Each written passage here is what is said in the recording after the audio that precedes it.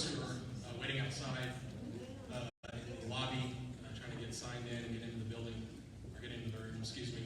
So we'll give it just maybe 5 more minutes, and then we'll get started with the meeting. I appreciate your patience. Thank you.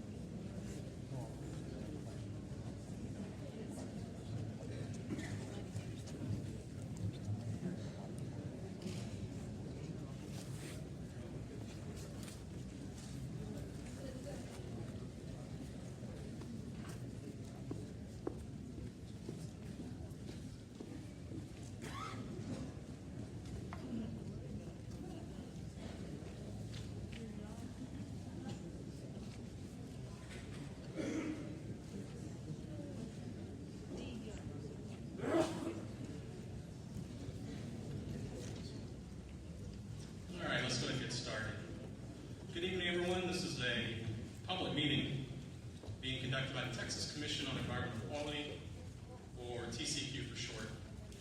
My name is Brad Patterson. I work at the TCEQ in the Office of the Chief Clerk. I'll be the moderator for tonight's public meeting. For the record, this is a public meeting on an application by Vulcan Construction Materials, LLC. It's for an air quality permit. The proposed permit number is 147-392L001. I'm going to talk about the format of the meeting here in just a second, but I have a couple of quick announcements to make as we get started. As you came in tonight, there were a number of tables out there. 2 of those tables were tables where TCEQ staff were getting you registered for tonight's public meeting. At that registration table, there was a sign-in sheet with a place for your name, mailing address, boxes to check. If you want to be added to the mailing list, or if you wanted to provide comments at tonight's public meeting. There were some other tables out there, but if you didn't get a chance to sign up with the TCEQ table, and you want to make sure you're added to the mailing list for this application, or if you know you would provide comments at tonight's public meeting, we really need a TCEQ public meeting registration form from you. So if you didn't get a chance to do that, please feel free to do so. Facilities. As you came in through these doors tonight, there were some restrooms, there were also some water fountains. There may be others. Hello? I'm sorry. There may be others in the building, but those are the first ones that I saw. And then also, if you have a cell phone or a paging device with you tonight, if you wouldn't mind taking a look at it real quick, turning it off or putting it in silent mode, we would appreciate that. As far as the format for tonight's public meeting, there were some agendas out at the registration table, and I'll invite you to follow along at this point. Up first, we'll do some introductions and then some quick presentations from representatives with Vulcan Construction. I'll probably refer to as Vulcan for the rest of the night. And then also from TCEQ staff.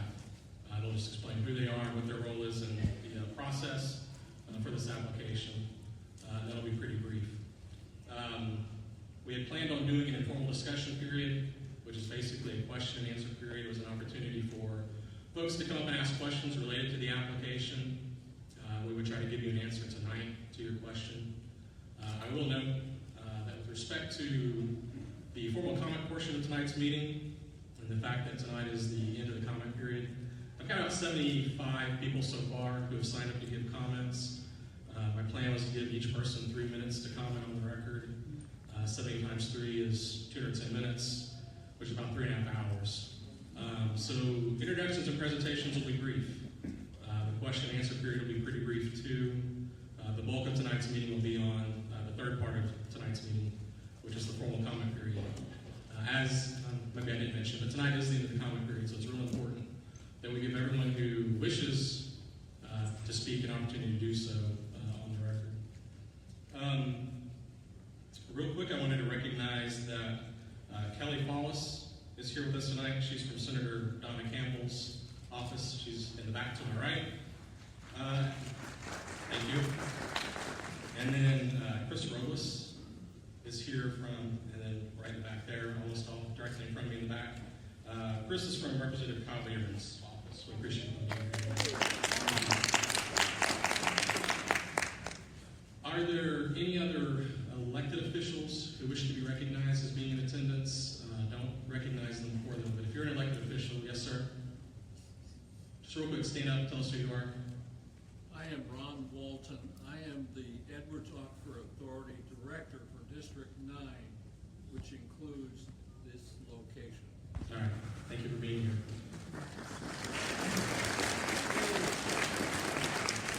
Any other elected officials? Yes, sir. All right, thank you. Commissioner? Yes, ma'am. Thank you, Commissioner. Another commissioner? Go ahead. On my left here.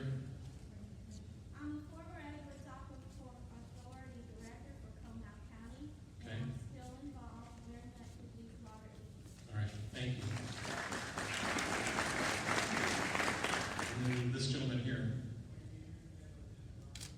All right, thank you. Yes, sir? All right, Judge, thank you for being here tonight. All right, so we'll go ahead and move into our program for tonight. We'll start off with introducing the folks that are here for Vulcan Construction Materials. I'll introduce them and then give them a chance to briefly present on the application. So here tonight for Vulcan, we have Brett Bryant and Eddie Salcedo, and then from Westward Environmental is Melissa Fitz. So this time I'll turn the floor over to the folks from Vulcan. Good evening. Again, my name is Brett Bryant, and I just want to welcome everybody to tonight's meeting.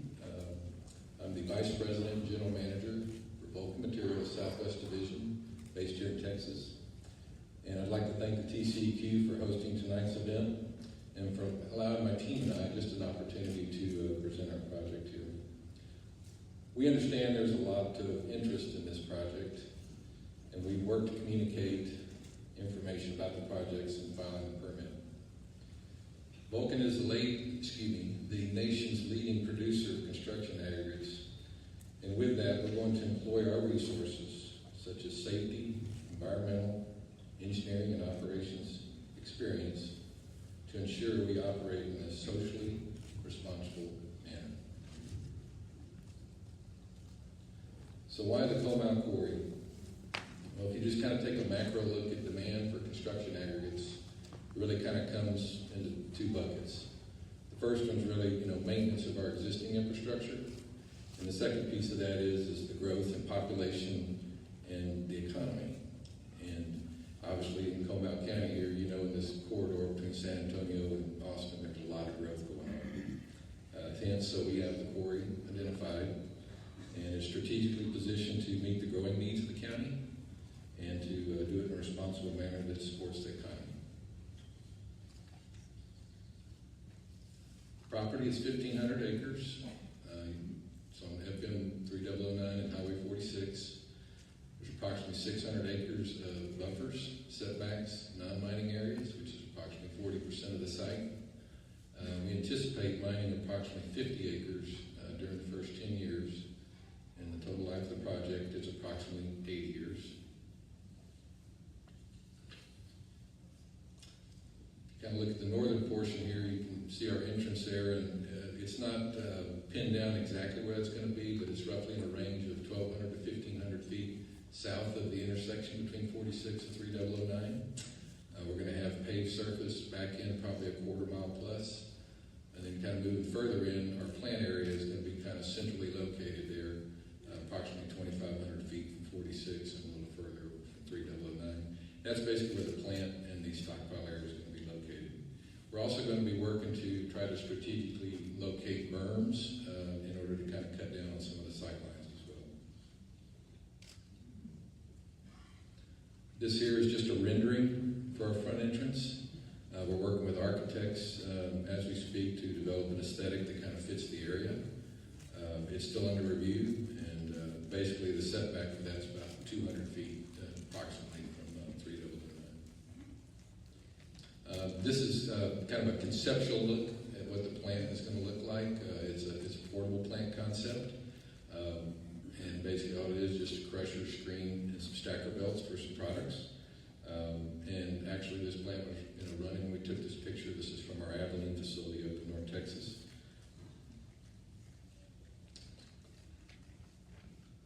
Typically, when you look at the permit, it's for a 24/7 operation, and that's just kind of how you have to go about it from a permitting perspective. But typically, most of our operations run on a 6 to 6 schedule, Monday through Saturday, and those things vary sometimes, but primarily they kind of fall within that time frame. I'm going to talk just a little bit about blasting, although it's not a topic, per se with the air permit, but I want to emphasize one thing here. Our commitment to safe blasting.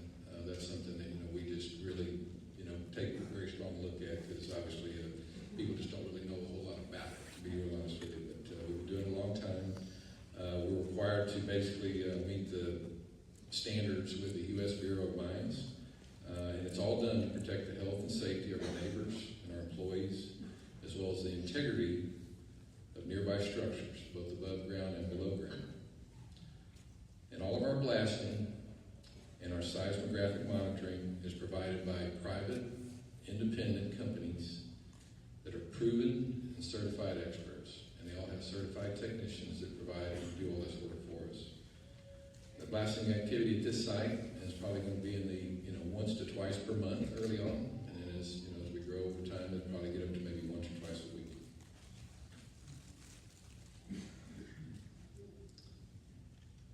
We're currently working on a traffic study right now.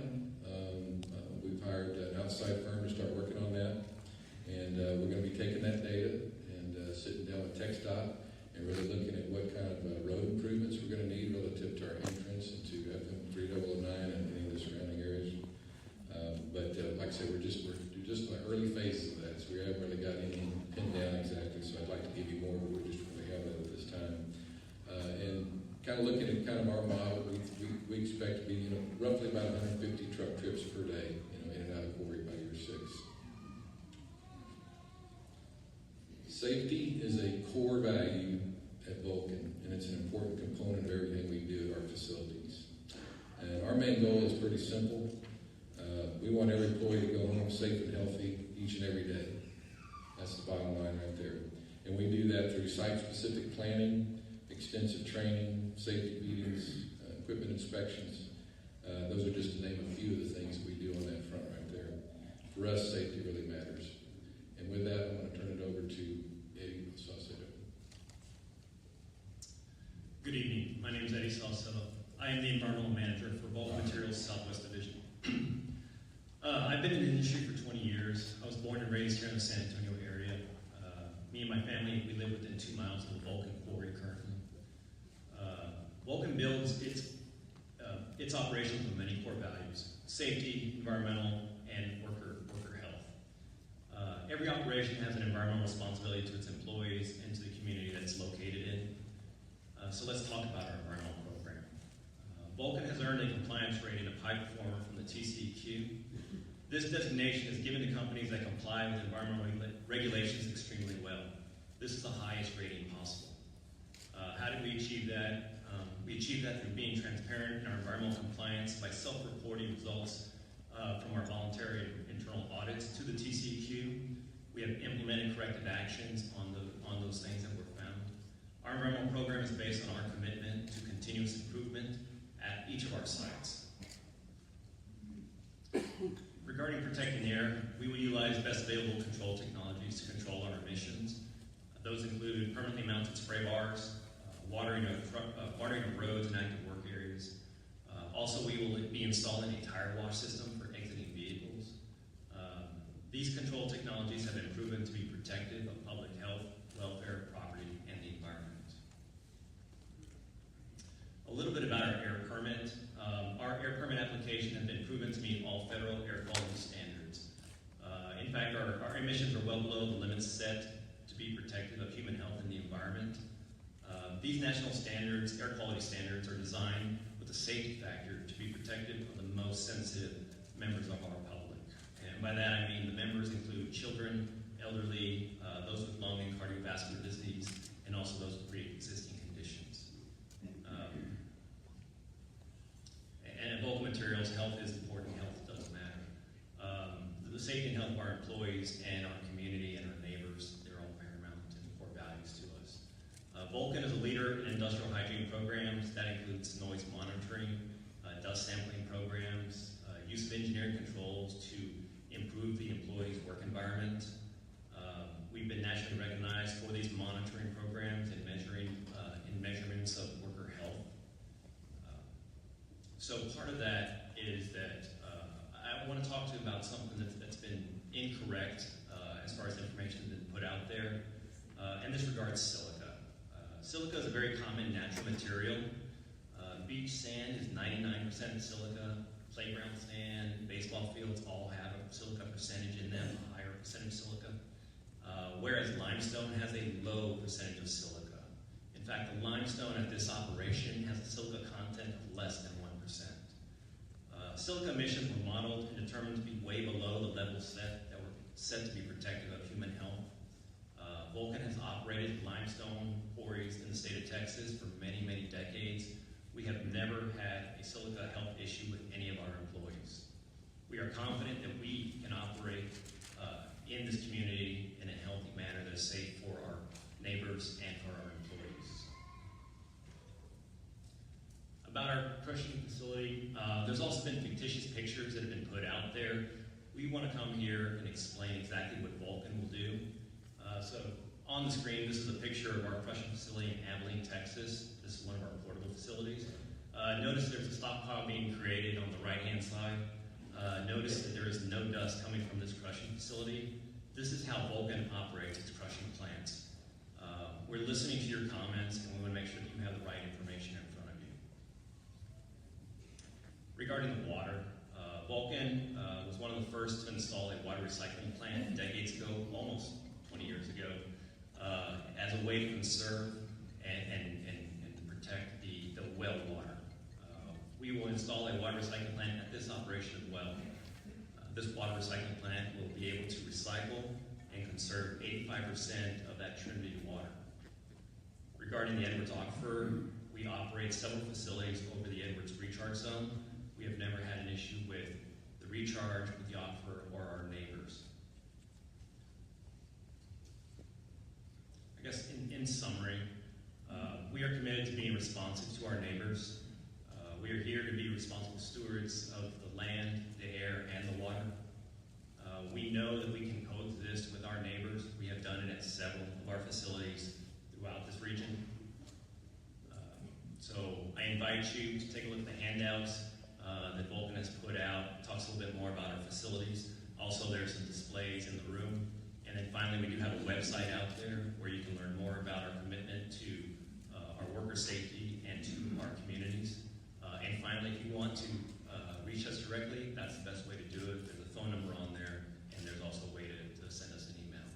So at this time, I will hand it over to TCEQ. All right, thank you. Real quick, I'm going to introduce the folks that are here from TCEQ. There's quite a few of us here. We won't be hearing from all of us just yet, but I will let you know who is here. So again, my name is Brad Patterson. Out at the registration table, we have Deanna Avalos and Irma Salazar helping to get registered for tonight's public meeting. And then Jim Fernandez is here helping operate the sound and recording system. In addition to providing sound, we're also making a recording of tonight's public meeting so that those who aren't here, if they want to go back and listen to it, we'll put the public meeting. The comments from tonight's meeting will be online for folks to listen to. We also make a recording so that TCEQ staff can go back to the agency and review the comments that are made here tonight. So for that reason, if you do speak tonight, we'll need you to come up to the microphone that we have set up front and speak in the microphone so that everyone can hear you, but also that you get picked up on the recording. From the Environmental Law Division, representing the Executive Director, Nicholas Park, along with Booker Harrison. From the Air Permits Division, Joel Stanford, Rachel Melton, and then Burl Thatcher, who's over here to my left. From Agency Communications, helping the media folks who are here tonight, Andrea Morrow and Marty Otero. And then from our regional office out of San Antonio, Joel Anderson, George Ortiz, and Lynn Baumgartner. Our regional office is where our environmental investigators work out of. If you ever had any concerns about any facility that TCEQ regulates in this area, the regional office would be the one that you would contact. They would conduct any appropriate investigations and they'll follow up with you. So real quick, I'd like to give Joel the opportunity to explain his role in the technical review process of the TCEQ. I'm the, hear me? Yeah, okay, sorry. I'm the permit specialist assigned to this project, and I basically verify all of the technical aspects of the application. And once it's been declared technically complete, it's out of my hands. I do not make the final decision on the permit. That is done by our commission or courts of law. Right now, the permit is technically complete. They've completed second public notice, and as Brad said earlier, they are now, this is the last chance to offer comments on this permit. You can do that either orally tonight, or you can handwrite your comments if you don't get a chance to get up or you don't feel like standing up. I would encourage you to ask questions of me tonight, either during the time provided or just come up and find me during the break. I'll be up here. Feel free to approach me, come up on stage, whatever. I'll be happy to answer your questions. I've got cards up here as well that I can give you if you want some contact information. All right, and then Nick will talk about the administrative process for this type of application. Everyone hear me? As Brad said, my name is Nick Park. I'm a staff attorney with the TCEQ, and I just want to thank everyone for coming out. And I'm going to give you guys just a brief idea of where we are in the process and where we're going to go from here. So as everyone, Brad's mentioned, Joel's mentioned, tonight's end of the comment period, so it is important that you file any comments that you may have. After that, the executive director staff will start preparing a response to comments, which will respond in writing to all comments we have received both tonight and all those comments that have been submitted previously. That response will be mailed out to everyone who's made a comment or who is signed up to be on the mailing list. Included with that response to comments will be a cover letter that explains the contested case hearing process and how to make such requests. We've already had a lot of requests for a contested case hearing on this application. The contested case hearing process will go before the commission. in an open meeting. And for all those people who do request a contested case hearing, you will be notified of when that open meeting will be held. And if you guys have any questions about the process, please come ask me questions both during the Q&A and during the break. All right, and then finally, Pranjal Mehta is here from the Office of Public Interest Counsel, and I'll let Pranjal talk about what the Office of Public Interest Counsel does at TCEQ. Good evening. Good evening, everyone. My name is Pranjal Mehta. I'm an attorney representing the Office of Public Interest Counsel, OPIC for short. The purpose of my address today is to give you an understanding of OPIC's role at the agency in general and in this specific permitting matter. OPIC's purpose is to represent the public interest at large and ensure that the public has had a full and fair opportunity to participate meaningfully in the decision-making process of the Commission. OPIC works independently of other TCEQ offices. We are also independent of other parties. We answer directly to the commissioners. We represent the larger public interest, but we cannot represent any individuals. We are always available to answer any questions the public may have about the legal aspects of the TCEQ's rules and permitting procedures. The public comment period extends until the end of this meeting tonight. There is an opportunity to request a contested case hearing in the future. Before you can actually get to a hearing, you must request a contested case hearing, and your request must be based on the issues you have identified in a timely comment to the Commission.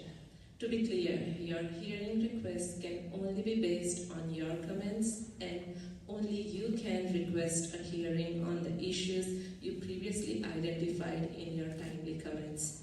So please make sure that you raise all potential issues that in your comments that you may want to raise in the contested case hearing. If you fail to raise all those issues and concerns in your comments, you will lose your right to raise those issues in the contested case hearing. If a contested case hearing is held in this matter, OPIC is an automatic or statutory party. We participate in the hearings to examine all of the evidence presented by the parties, make sure the record is as clear and complete as possible, and make sure all the facts are fully developed so the judge and the commissioners have the information they need to make the sound decision. We also make recommendations based on what would be protective of health and the environment, and help further the public interest consistent with the laws and rules that apply to the application and the record of the evidence developed at the hearing. As an OPIC, what we can do and what we cannot do. OPIC can assist people by answering questions about the hearing process. For example, general information on answering the discovery request or drafting a motion or applicable rules for that. But we cannot assist with the actual work product, and by that I mean the drafting of the document and its substance. If you have any further questions about the procedures or you would like more specific information, please feel free to ask me during the informal question-answer session, or else I'm available during the break, and after the meeting, please come up and we can talk one-on-one.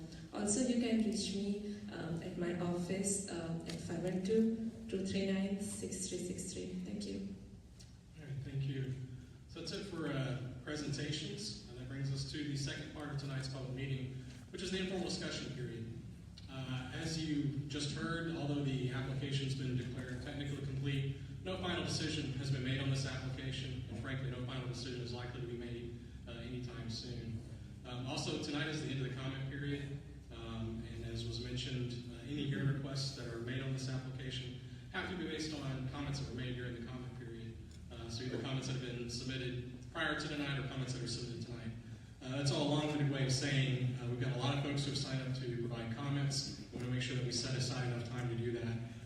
But we will have a short Q&A period if you guys like. I'm not going to call on you. You don't have to raise your hand. If you know that you have a question related to the air application, I'm just going to ask you to come on up to the microphone and ask your question. Given the short period that we do have for questions tonight, I'm going to ask you to limit your questions to questions related to the air application. And that you just ask maybe one or two questions so we can give as many people an opportunity to ask questions as possible. I I would anticipate taking questions no longer than 30 minutes at this point before we start getting into taking comments from folks. Please hold your comments until the comment period for tonight's board meeting. If you know you have a question, come on up to the microphone and ask your question. Yes, sir. My name is Ed Harris, and I'm the administrator for the Friends of Driving Home Creek Facebook site. I want to thank everybody that has come here tonight based on the information that the Friends of Driving Home Creek put out there for the neighbors that are going to surround the quarry. Joel, my question is this a new source review permit? That's correct. It's a new source review case-by-case permit as opposed to something like a standard permit. It's a case-by-case permit. And how is that different from a standard permit? A standard permit is essentially a very strict box that a facility has to fit into to meet a standard permit. There's specific requirements for that. A case-by-case review is a more flexible authorization for someone who doesn't meet or doesn't want to claim the standard permit. It's an alternate authorization type.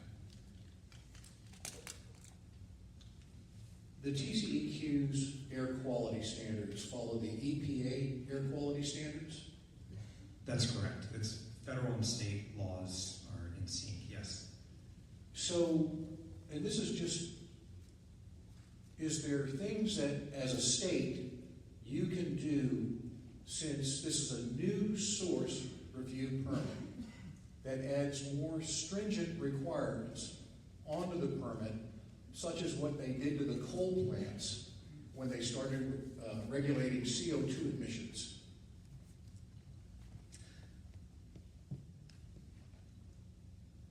I'm trying to think of how you're phrasing that. So that was under section 111D. Yeah, so there's a couple components that go into this. One, there are federal requirements that apply to this site, such as New Source Performance Standard 000. And there are also, as part of the state review, we look at aspects like best available control technology. Are they meeting best available control technology? And our permit is limited to make the emission rates enforceable. Basically, the case-by-case permits are built around their representations and our requirements. We can't throw in just random things. It has to be based on, again, kind of the specific application, the specific type of facility. What controls are they using? What are the productive emission rates? And how do we meet those rates and that sort of thing? And there's no air quality monitoring systems around this quarry outside the boundaries, correct? Depends on which pollutant you're talking about. There's a number of What's the nearest one? until recently, Selma was the nearest one for particulate matter. There's other monitoring stations. I think Joel knows probably the location is better than I. The other Joel. Yeah. So the nearest air monitoring location to this facility is going to be Selma. But to answer your question, I think you said the question was inside the facility. Outside the boundaries. Oh, outside the boundaries. Yeah. So I believe you would be looking at the Selma facility, the Selma air monitoring station. So, And you're asking great questions. I got it. just want to make sure, I don't want you to I'm just setting up some stuff so people understand how this Are works. folks okay with that, asking more questions? Thank you. Go ahead. So now my attention is to Vulcan. So Westward Engineering, and I'm sure that's that girl right there. What's Melissa Fitz or Westward? Yes, sir. Okay, VP of Westward. That's correct. So diesel engine standards, and I'm a diesel guy. About 2005, they put particle filtration on diesel engines. And around 2012, they put DEF. 2008, they put DEF on diesel engines. In your engineering analysis of this, the rock crusher is a tier 3, whereas most of the world right now is tier 4 and going to tier 5, which for everybody in the room here, that's just cutting down the emissions of a diesel engine. So why would we not, in this new source review permit, make the people asking for the permit to use the most latest diesel technology. Follow-up. All the trucks coming into the quarry are not regulated by this air quality permit, correct? I think let's address the first question regarding diesel engines, so we'll make sure we address it, and we'll follow up to the trucks. Yes, there are newer standards for engines, but in this particular case, we did evaluate the emissions from the engines through the air dispersion modeling to demonstrate that they were protected at and beyond our property line. So what you're saying is the emissions don't blow outside the property line? In your modeling, it doesn't leave the property line? No, that's not what I said. I did say that the emissions at the property line were determined to be protective of the public's health at and beyond the property line. Okay. So we've got 1.5 million tons of aggregate. That's what the permit's asking for. And everybody can do their calculation based on, you know, a 20-ton truck going in and out of the thing and how many 20-ton trucks that is. But there's no emission regulation on these trucks. And typically the truckers, everybody here lives in Como County. We see what type of trucks go up and down the road. These are a lot of used HEV trucks. These guys don't want to spend the kind of money it takes to have Tier 3, Tier 4. So how are we going to regulate the emissions of, let's say, I'm just going to use a figure, 175 diesel trucks coming into the facility because there's no parking outside the facility that I've seen, so they have to go into the quarry. Diesel trucks don't like to stop their engines, so they'll be running inside the quarry ready to pick up a load. So how do we stop the emissions, or how do we control the emissions of those trucks, which in my opinion, this is only my side, are now part of the quarry? So I think I'll kick it to the TCEQ first. I think it's important that we clarify what we regulate and what we don't, just so that folks understand. So the TCEQ does not have jurisdiction to regulate the emissions from trucks, from mobile sources. That's more of a federal level issue. So to the extent that if you're looking for something in the permit, that's not something that we can incorporate into the permit. So why wouldn't we set up, since, now this is not mine, but all Vulcan's advertising says we're a good neighbor. And, okay, my neighbors don't blow up things. That's exactly right. Okay? My neighbors don't shine their lights on all night. Right. Typically, I have a cup of coffee with my neighbor. They don't make obnoxious fumes, and they don't have a lot of people coming in and out all night long, since we're operating 24/7. So it's a new source permit. So why wouldn't we make, and we don't do this right now, because if you go to any of these other quarries, all the trucks park across the street until they have to take a load, so they're not in the quarry. But in this particular case, Vulcan has not pointed out that they have a truck farm. And to my knowledge, no one nearby has sold their property to a truck farm yet. So I'm just saying, can we not put in place to make sure that the trucks, like a DPS station, a weigh station, because 3009 can not support this type of truck traffic. I don't know how many people live in this room that come in from Canyon Lake and go down 3009. But at 6:30 in the morning, it's a nightmare. And that's when trucks pick up loads. And trucks don't move very fast. And there's not like this is not a drag strip. This is a breakdown kind of get on the road thing. And if you get an old truck that's not being taken care of right, doesn't have the right emissions, it's going to pull out on 3009, and it's going to be going slow. And people are going to get killed. Now, how do I know this? Because for 11 years, I was on the zoning commission for Converse. And we put in a street light on 1604 because a developer said, hey, we need a traffic light out there because there's too much traffic. The minute we put it out there because the developer asked for it, a lot of people got killed. And that's what's going to happen here. Unless the state widens the road, we have a road that can't support the traffic right now at 6:30 in the morning. And then when they get off of 46 and they get on 309, it's 60 miles an hour.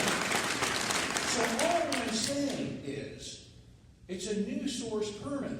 You guys have the capacity of saying, We want the trucks for the next 80 years to meet the latest diesel standards. Now, Tesla's coming out with an electric one, so we should be fine. But we want the trucks to meet the latest diesel standards that enter that quarry. And there should be a DPS inspection station there to make sure they're not overloaded. They have helicoptered in a quarry in the middle of residential ranchland. This is not like the escarpment on Balcones. They're helicoptering this in. If you read the Vulcan 10K, this is a inventory quarry, and that's why they're not going to do anything for 10 years. They're going to pull the overboard off the side. They're going to do a few things. There's 600 acres of boundary are floodplains or creeks. They've got to protect those because the state has things that says you can't do that.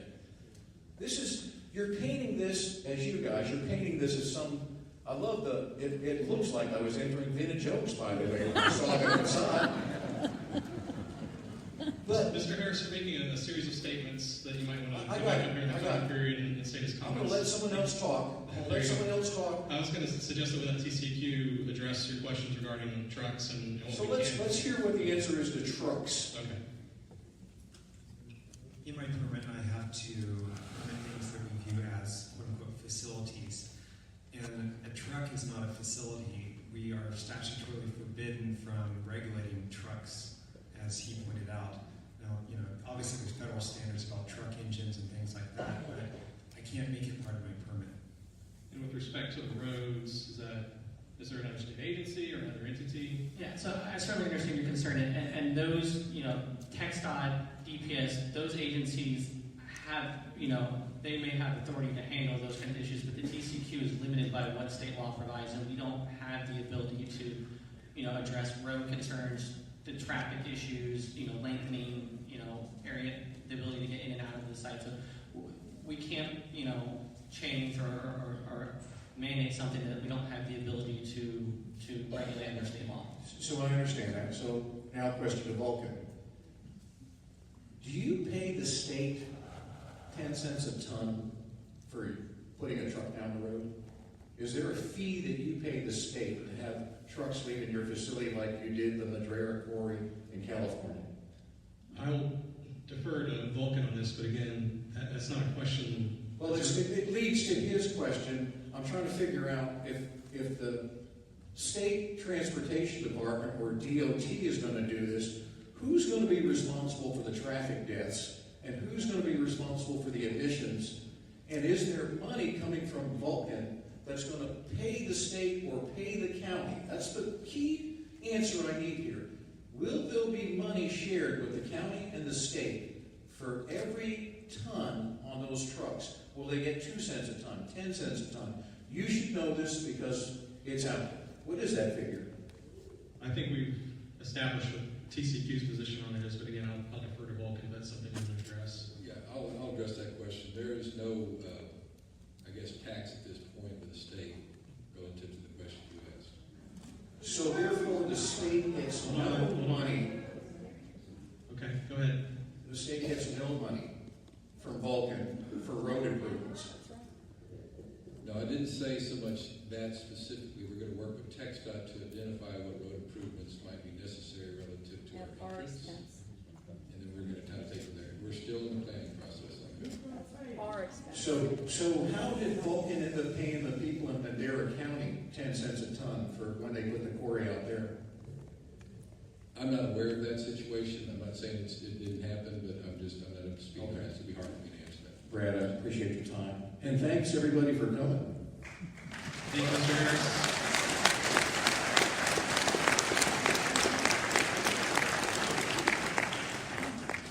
Whichever one can make it to the podium first, gets to go first.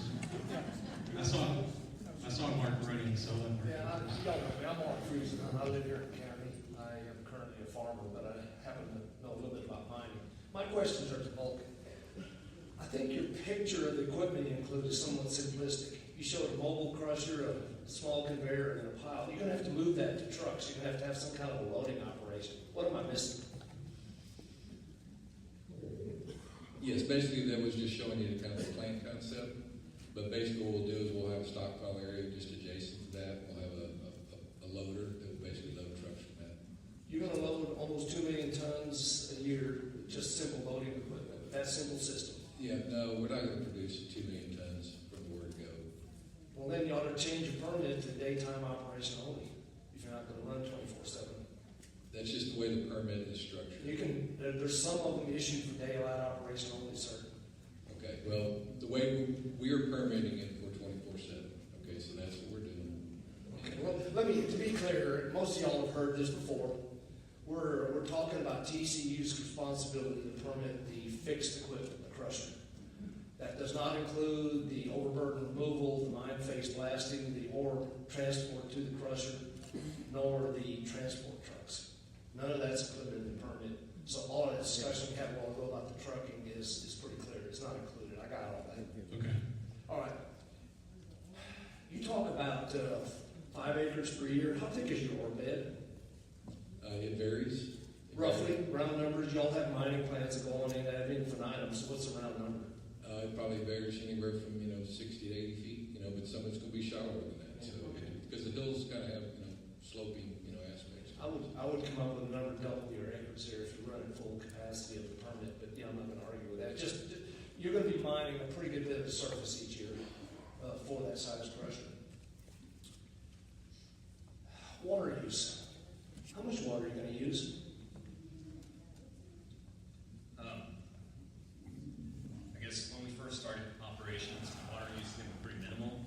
We'll be using it for dust suppression, both on the crushing operation and then just for road watering. So I think we estimated anywhere, it'll be probably about maybe 30 acre feet in the first couple of years, first 1 to 3 years. And then as the operation continues to expand based on the demand of the county, it'll go from there. However, we anticipate with our water recycling plant, we're still going to be using less water than a typical subdivision. Okay, let's talk about the water cycling plan. I would come up with a lot higher number than that. You're not going to be able to recycle water that's used for dust control. How do you recycle it? Because most of the mining operations, aggregates including, let's be clear, we have an open pit mining operation for aggregate here. Y'all have laid that out pretty clear, and I applaud you for that. It's not normally that clear. Y'all did a good job on that. You're going to have generally coarse tailings, sand, and fine tailings, very small micron particles are going to be suspended in the water that's going to go to some kind of a holding pit. They're officially called tailings ponds. How do you plan to recycle that? So we've actually had, like I mentioned in the presentation, over the past couple of decades, we have a lot of experience using water recycling plants, and they're very efficient, 85% capture, recycling of that water. And what that does is, most of the water is going to be used for washing the rock. That's primarily what we do. We crush big rocks and small rocks, and then we wash any clay particles off of them. We take that material that's been washed off, and we'll actually pull additional material, sellable material off there. So we'll get the sand out of there. We'll actually be able to pull off all those fine particles and turn them into a stockpile that can be used. So what's left? It's actually a market. Hold on, Mark. Fine. Mark, let him finish. Yeah, sorry. Yeah, so like I said, this isn't new technology. We've tried and proven through all our operations here, and it's been helpful for the Edwards Aquifer in utilizing that water and reusing it. Therefore, other people can kind of get to that aquifer and have access to. Is that a clarifier you're talking about with the recycle with flocculants and that type of thing? It's similar to exactly what you're talking about. Okay. Yeah. So it's a system where you allow that sediment to drop out, and then you can recycle, and then you continue to reuse. Okay, well, the water use there, your number's a lot lower than I would have come up with. Just looking at these groundwater districts, if you took this Canal, Trinity, Groundwater Conservation District, you could come up with a number. Mining is a water-intensive operation. You could come up with a number that you're going to use 30% of the available water. That would be interesting. That will be interesting when we see that play out. Mining operations and plans underestimate water. That's a kind of a given. You look around, talk to mining folks, and they'll tell you that for sure. Mines end up with a lot of holding ponds with water that can't be recycled. Operators don't like to use particle-laden water. All those are operating issues. You got a challenge to do what you're describing, I think. But I appreciate your comments.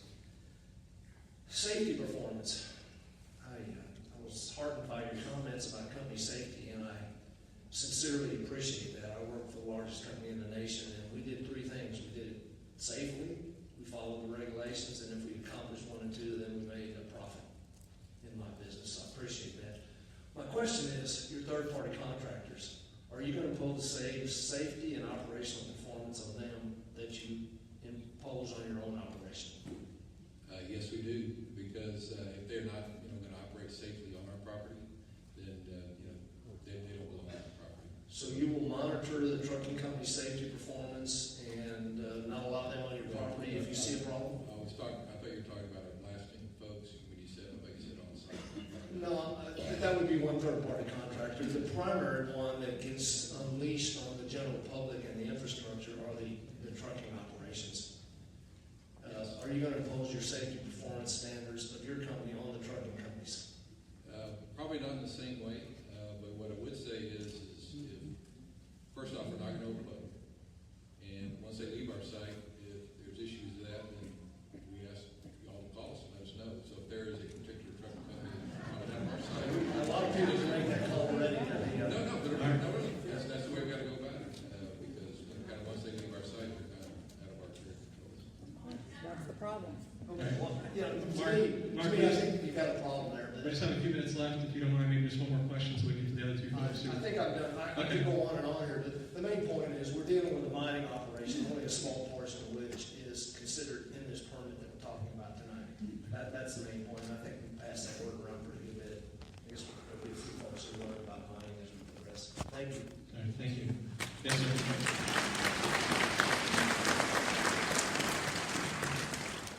Hello, my name is Rick Myrick, and I'm here because my wife and I have a home in Oak Village North, 55C3 Circle Oak Drive, located not too terribly far away from the proposed quarry site. And my chief concern is water. Water has been a problem out in this area for a very long time. The subdivisions that are in this area are typically served by the Glenrose Aquifer. Glenrose in this area is a low-producing aquifer, and quite honestly, there's been times in the summertime when the area has had to go on water rationing because of low yields in these wells.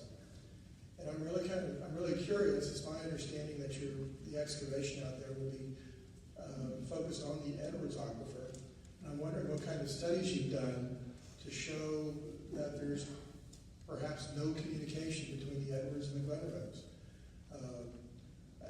I'm worried that because of the excavations that you'll have out there, the Edwards is extremely porous. In fact, this area is very close to Natural Bridge Caverns, a very large cavern out there in the area that shows the amount of porosity that exists in this area. How can you guarantee that there's no communication between the work that you're doing, perhaps pollution that might occur in your quarry, oil spills, fuel spills, who knows what else? Those kind of spills could make their way into the aquifer, which could ultimately pollute some of the wells in this area. Will you have monitoring wells located throughout the quarry site?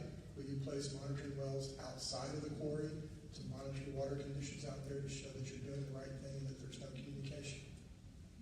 Okay, so again, not strictly related to their application. Again, I defer to Vulcan as to. I'll quickly just. Well, hang on just a second. How is water quality not part of TCEQ's job? That's not what I said. I said that. Okay. That's not what I said. I said is that the question regarding water use or potential water contamination wasn't strictly a question related to the air application. I will. Should it be? Well, that's a good question. I think that's an interesting policy question. But from the TCEQ's perspective, and I'll let Nick blur out the requirements here. But with respect to this air permit, what is it, Nick, that the TCEQ is looking at?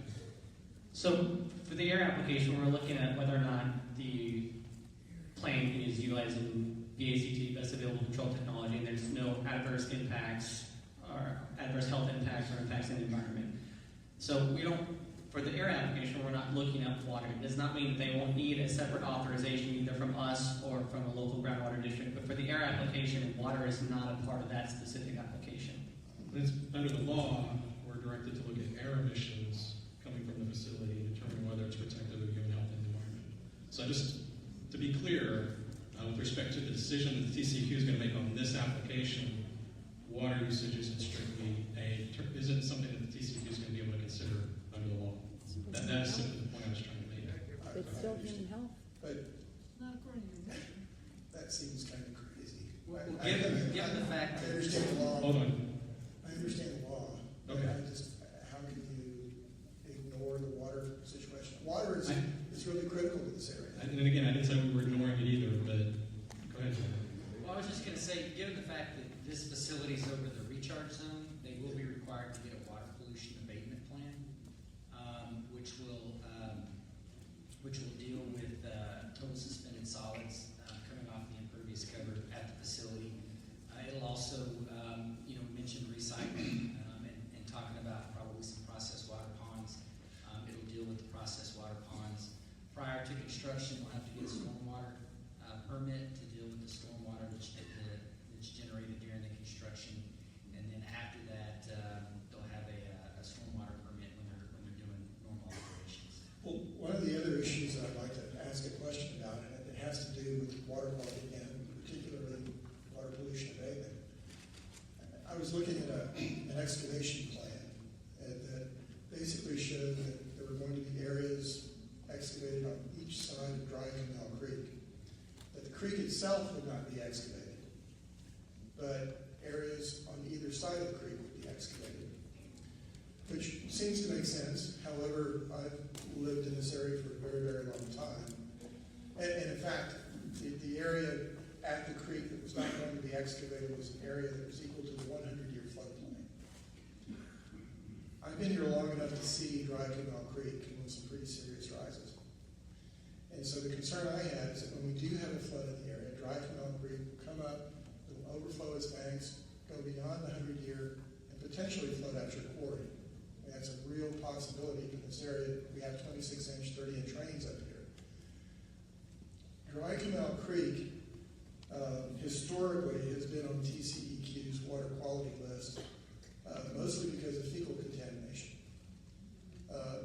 What kind of actions will you take to preserve aquifer water quality after you've experienced major flood events with fecal contaminated water? So I guess, just so we're clear, we won't have any of the animals that would create that? Well, So- the ranch is upstream of you. Yeah, so, Will.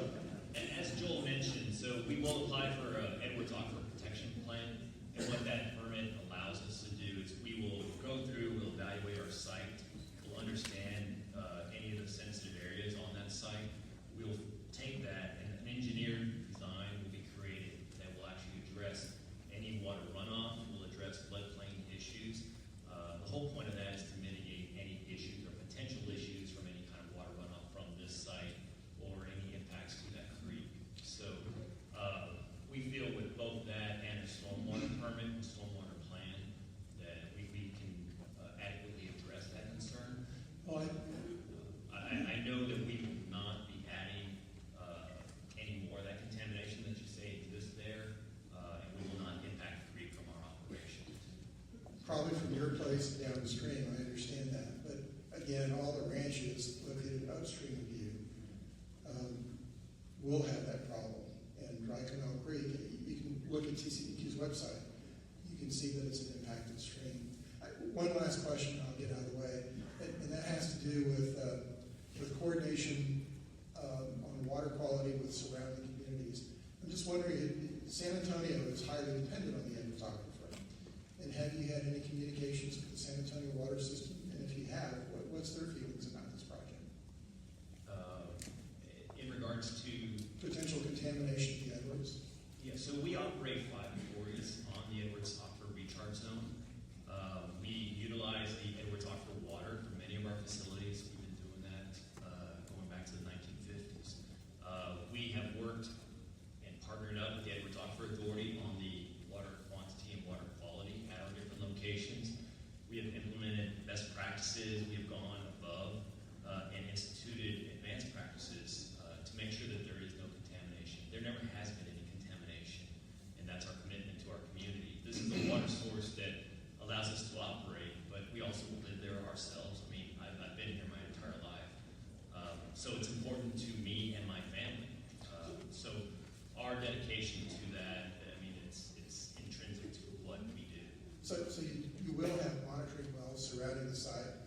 that you can test and sample it, so that you can make sure that there's no contamination leaving the site?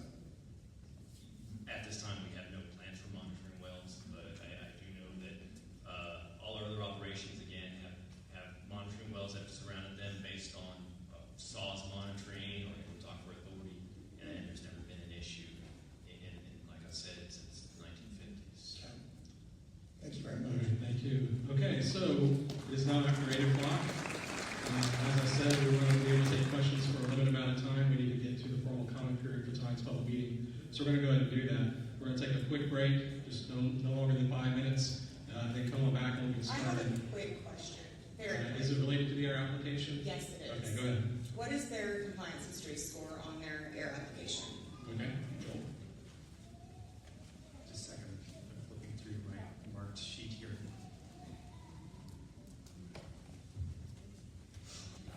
So, first off, this is a brand new site, so the site rating is not applicable because there's no site there yet. However, Right. the company rating is 0.04. That shows a high compliance. Now, I know, I've read most all y'all's comments, and I did see that people were concerned about the compliance history, particular some incidents 5 years ago.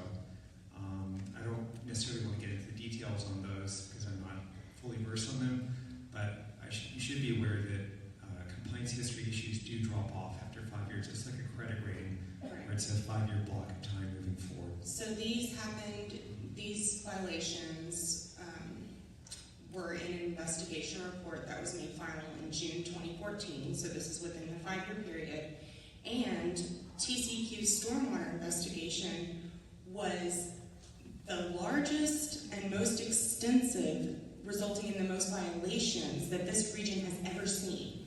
So why isn't that impacting their compliance score? I would disagree with that assessment of it being the largest and most extensive. I read that report. There are a number of issues like